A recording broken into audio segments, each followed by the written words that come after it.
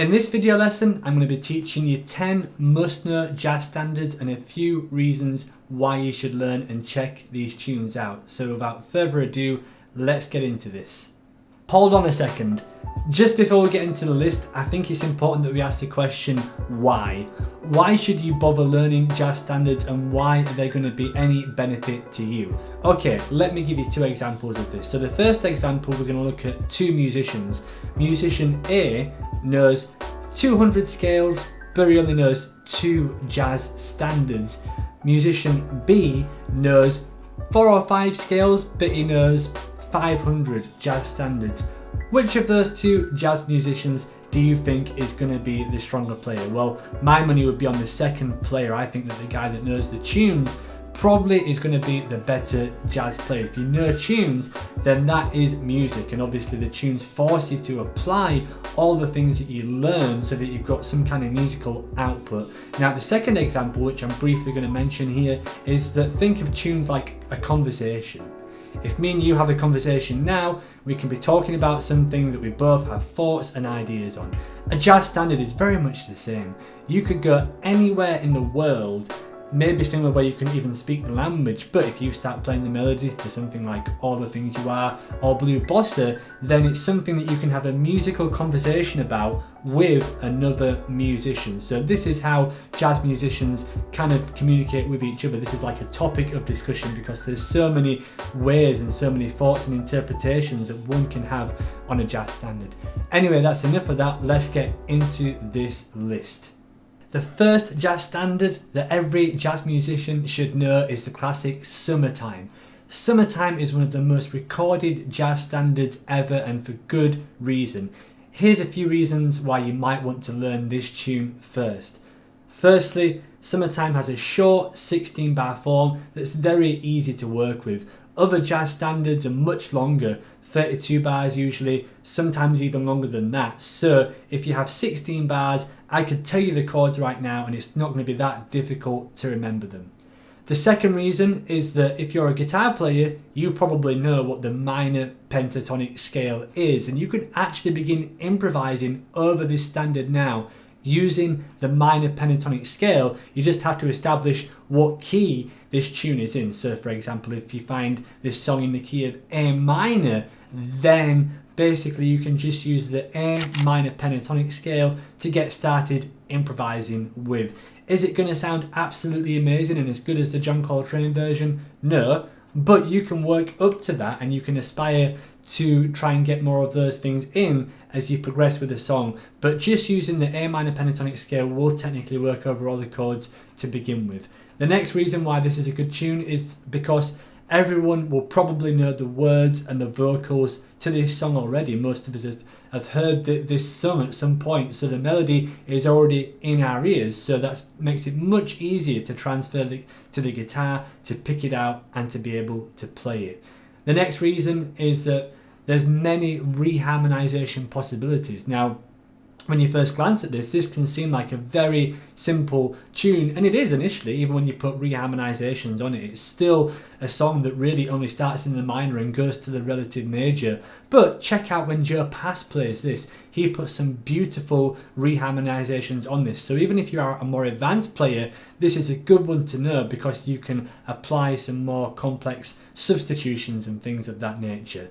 The common keys that you want to learn Summertime in are A minor, D minor and G minor. I mean, really, this one could be played in many different keys. Many vocalists like to sing it, and for that reason you might end up playing it in D flat minor or something like that. But like I said initially, this only really goes between the minor and the relative major, so it shouldn't be impossible to transpose with 20 or 30 seconds of working out once you do 1 or 2 keys. But certainly the keys which I've just suggested, A minor, D minor and G minor, are the most common. The second tune here is the major key jazz blues. Examples of major key jazz blues tunes include Sonny Moon for 2, Cool Blues, Billy's Bounce, Tenor Madness. That's just a few of many, many different jazz blues forms. So why is this one a good one to know? Well, the progression for the tune has both long and short 2/5, and that's a good thing to know. Basically, many jazz standards have a short 2/5 progression in which you have the 2/5 in one bar, and a long 2/5 progression in which you have one bar of 2 and one bar of 5. So it gets you playing over both sets of 2/5/1 progressions. The next reason why is that this tune has a lot of back cycles and turnarounds. Like for example, in bar 9 of the jazz blues, then you get a back cycle to the 2 chord. If you're playing the jazz blues in B flat, the 2 chord is C minor 7, so you get to practice a back cycle. Many of the jazz standards have a back cycle to a 2 chord, like All of Me or It Could Happen to You, to name only 2. So that's another good reason. There's many different reharmonizations that you can do to a jazz blues as well. Of course, you can start just with like a 1/4/5 Chicago blues, and then you can go all the way up to like a Charlie Parker blues or something like that. So it can be very simple and very complex. And if you want to learn more about jazz blues chord substitutions and how to do more of what I just talked about, then check out the card up there, or check out the video linked in the description in which I tell you how you can go from like a B.B. King blues all the way up to a Charlie Parker blues. So that's another reason. Now the common keys for a jazz blues that you want to check out, B flat is by far the most common, and E flat is also a common, F and the key of C as well. And it's probably a good idea to try and learn at least one jazz blues tune in each of these keys over time, really. So for example, like the jazz blues tunes which I was talking about, like Sonny Moon for 2 and Tenor Madness, they're typically played in B flat. You have C Jam Blues, which is usually played in the key of C. Sandu is played in E flat, and Billy's Bounce is played in F. So that's why it's a good reason to know a few of them. You're not going to play, for example, Billy's Bounce in the key of B flat, or at least I never have. The third jazz standard is Autumn Leaves. Autumn Leaves is arguably one of the most important jazz standards you should know, because it has so much of what you need to be a confident improviser. Like for example, you've got a major 2/5/1 that goes to a 2/5/1 in the relative minor. You see that on tons of tunes, and you also see the reversal of that where you have a minor 2/5/1 that goes to a relative major. An example of a tune that does that is Beautiful Love, which typically starts with a 2/5/1 in D minor, then goes to a 2/5/1 in F major. So that's one reason why you should learn Autumn Leaves.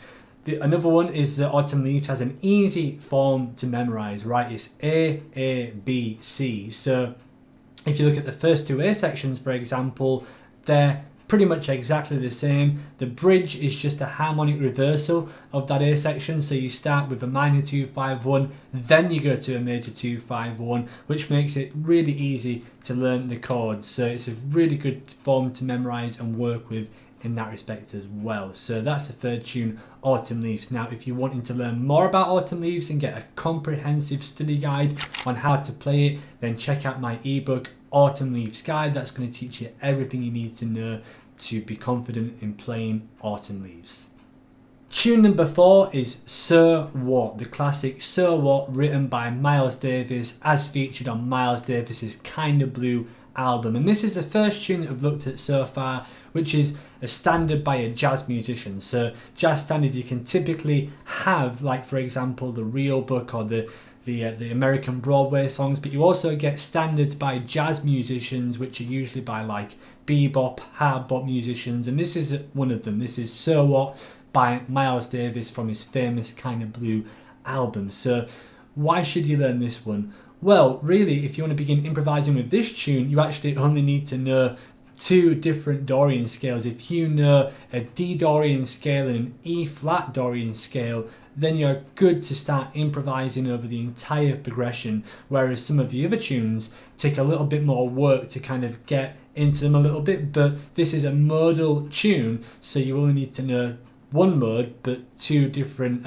keys of that same mode, D Dorian and an E flat Dorian. Another reason why this is a good tune to learn with, to know, is because Miles Davis's classic solo over that is a great solo to transcribe, and many of my students actually transcribe this solo. We analyze it together, and you'll see an example on screen now of what my students do. It's usually a handwritten thing, and it's a really good solo to learn, to train your ear. It's not that difficult to learn, and it's a masterclass in jazz phrasing and how to create a great jazz solo. So that's why So What is on this list.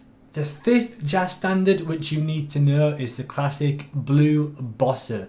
Blue Bossa, written by Kenny Durham. This is a fantastic jazz tune to play and learn. There's all sorts of things you can do with this one, but like Impressions, Blue Bossa really only has two different key centers. It has C minor and D flat. So realistically, you can get away with just knowing maybe 2 or 3 different scales. You can play C minor scales and you can play a D flat major scale. So it doesn't take that many scales to know to start improvising over Blue Bossa. So that's why this tune is on this list. It also has a very easy 16 bar form to work with. So like Summertime, you can quickly memorize the chords without too much difficulty there. 16 bars that just keep repeating over and over. So it's a very nice short form to work with.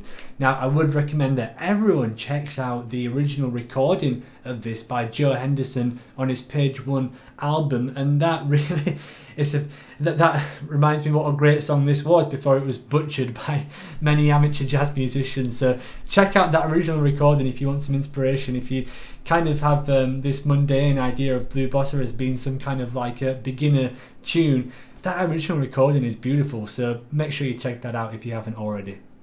Tune number 6 is the minor blues. The minor blues is really the brother of the major jazz blues. Examples of minor blues jazz standards include Mr. PC, Minor Blues, the song by Kurt Rosenwinkel, and Footprints by Wayne Shorter. So Mr. PC by John Coltrane, that was named after Paul Chambers, Mr. Paul Chambers. Minor Blues by Kurt Rosenwinkel, and then Footprints by Wayne Shorter. These are all examples of the minor blues jazz form, and of course this has some variations to it. Of course there is a typical minor jazz blues form, but many musicians like to put their own spin on this, so that's one reason already why it's a cool form to check out. So the good thing with the minor jazz blues is, like Summertime, you can begin improvising over this with a minor pentatonic scale. It's typically played, I'd say the most common minor jazz blues key is C minor, so you could just take a C minor or a C blues scale and start burning on a minor blues as a kind of an entry level way of improvising and build up from there. If you can get some good singable lines with that, then you can keep on adding more as you go along. Another reason why I think it's super useful to learn a minor jazz blues is because many minor tunes use elements of a minor jazz blues progression, like for example standards such as Softly as in a Morning Sunrise, You and the Night and the Music. These are all minor key tunes that have many of the movements that you see in minor jazz blues progressions, such as 1-6-2-5 minor jazz blues vamps, modulations to the 4 chords. So if you practice and you get very good at a minor jazz blues, then you'll also be set to improvise over many different minor key jazz tunes. Jazz standard number 7 is All the Things You Are by Jerome Kern. This is one of the most recorded and most famous jazz standards ever. You can do so much with this song. You can play it in a different time signature, you can play it fast, you can play it slow. There's many different things that you can do to make this one sound fresh once you've kind of established the basics of it. So why should this be one of the jazz standards that you need to know? Well, this progression is basically cluttered with super common jazz modulations. For example, you have a lot of tertiary modulations. The first 6 bars are in A flat, then it goes to C. So C is the third of A flat, so that's what you call a tertiary, meaning third modulation, and that they happen all over this song. You have a lot of movement in fourths. For example, the very first 4 bars are all cycling round fourths, and progressions that modulate in fourths are very, very common in jazz, so that's another good reason. Another reason, I don't know if you would count this as a good reason or a bad reason depending on what level you're at, but there's actually a new chord in every single bar. So if you look at, say, or almost every single bar, but that can be a good thing and a bad thing, of course. It means that you've always got something to play, which is a good thing. You haven't got lots and lots of one chord like in So What, where you had like 16 bars of D minor. So you're always changing chords and it keeps you busy, and of course it's really good for working up your technique. Obviously this is much more difficult than any of the standards that we've looked at so far, but you do obviously have to do that legwork to get proficient at knowing where all these different key centers are without having to race across the fingerboard to try and pick them up. So that's another good reason. The final reason is that we have a repeated section that goes up a fourth. The bars 1 to 8 are almost identical to the second set of 8 bars in All the Things You Are. In fact, the chords actually are exactly the same, but they're just moved up a fourth. All right, so that's another good reason as well, because many jazz progressions modulate in this kind of way. So if you can really get good at All the Things You Are, then you'll be prepared for many other jazz standards that are put in front of you. Jazz standard number 8 is the second intermediate tune on this list, and that is Stella By Starlight. Stella By Starlight by Victor Young, another classic jazz standard that everyone should know. Now, why should you learn this one? Well, the harmony in this song has several different things that you'll come across in different jazz standards. Like, for example, there's many different unresolved 2/5s. So that's a thing that you see in jazz standards all the time. You have backdoor 2/5-1s, and you have minor 2/5-1s that actually resolve to a major chord as well. So I don't think that's been in any of the standards that we've looked at thus far. So that's why this is a really interesting one in terms of the harmony right there. And of course, if you want to know more about any of these jazz progressions and know what a backdoor 2/5 is, or know what a minor 2/5-1 is, then check out my important jazz chord progressions video, which is linked in this video, and it's also in the card above as well. So if you don't know what they are, then I suggest checking out that video. So back to Stella though. What are some other reasons why you should check out Stella? Well, Stella has an unusual melody in one sense, because if you look at the melodies of something like All the Things You Are, that melody uses the thirds of each chord. For almost the entire melody, All the Things You Are has the third of the chord as the key melody note. Now Stella, unlike that occasionally does happen in Stella, but most of the melody actually has the extensions of the chord as the melody. Like, for example, in the first bar we have an A natural against an E minor 7 flat 5, which is the 11th. So that's an extended colour tone of the chord. In bar 3 you have an F natural against a C minor, which is the 11th. So yet again we've got an extended chord tone as being a melody note. If we fast forward to F minor 7 in bar number 5, we have a G natural against the F minor, which is the 9th as well. So all these extended chords gives the melody a distinctive, beautiful sound that is well worth checking out. Speaking of checking this song out, be sure to check out Miles Davis's recordings of this song. He recorded this jazz standard with Herbie Hancock on the piano and Bill Evans. Both of these guys have different ways of interpreting the harmony, so that is another good reason why it makes it a cool tune to check out. There's so many different things that you can do with the harmony in Stella. Are you enjoying this lesson?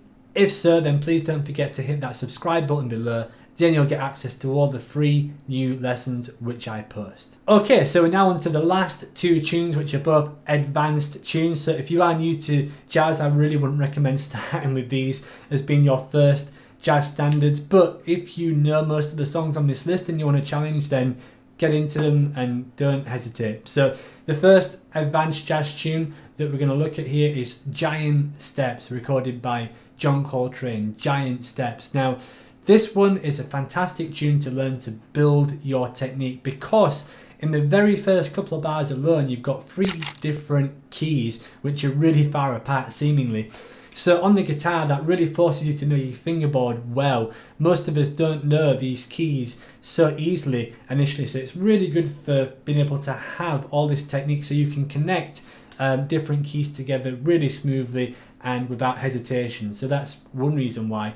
Now interestingly, this tune is not that commonly played, or at least I haven't really played it at many jam sessions. I don't think I've ever played it at a jam session. The only time where I've played this has really been like private jams with friends, never at public jam sessions. So really this tends to just be more of a technique kind of workout tune, more than one that's played that often, to be honest with you. So if you learn this, it's really good for your technique. But another benefit of learning this tune is that there are some fantastic substitutions that you can apply to different jazz standards.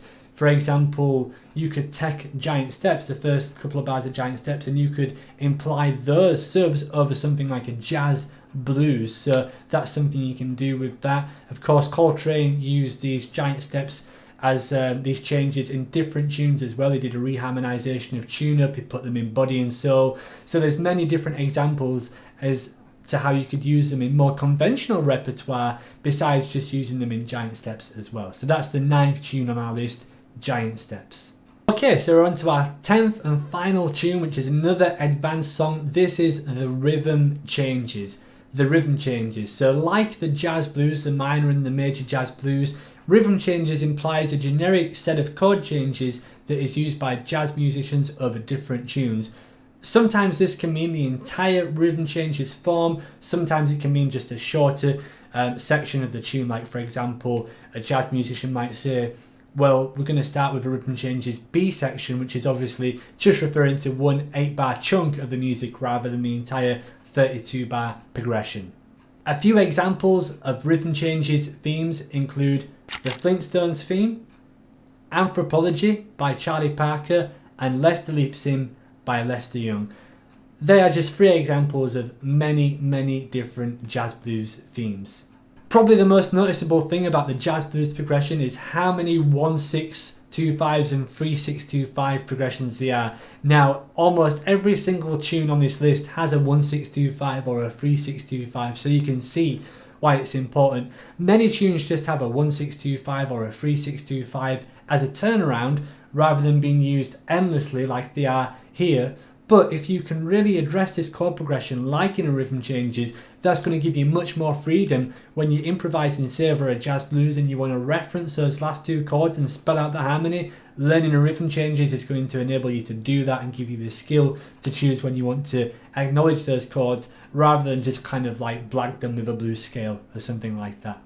The bridge to rhythm changes is also used in several different jazz standards, like for example, Scrapple from the Apple by Charlie Parker. The bridge to that basically has the same bridge as a rhythm changes, and that is basically a bridge that modulates in dominant 7ths that are going up in 4ths. So basically if you know a rhythm changes bridge, then that's going to put you in good stead to learn many other B sections to different bebop tunes, and that cyclic progression of dominance is super useful to know. Many people use it as a substitute, but like I said before, sometimes it's just what you see as a written progression for many jazz standards.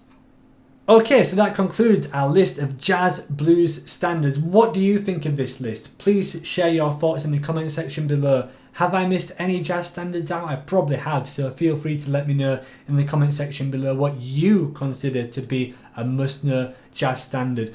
One thing I forgot to say in the beginning is that this list is of course divided into 3 different categories. You've got beginner tunes, intermediate tunes, and advanced tunes. So if you're new to jazz, you probably just want to go and get into the beginner tunes, whereas if you've been playing a little bit longer and there's an intermediate tune that you don't know, learn that. And if you've been playing jazz for a while and you want to stick your teeth into something more challenging, then check out the 2 advanced tunes in this list.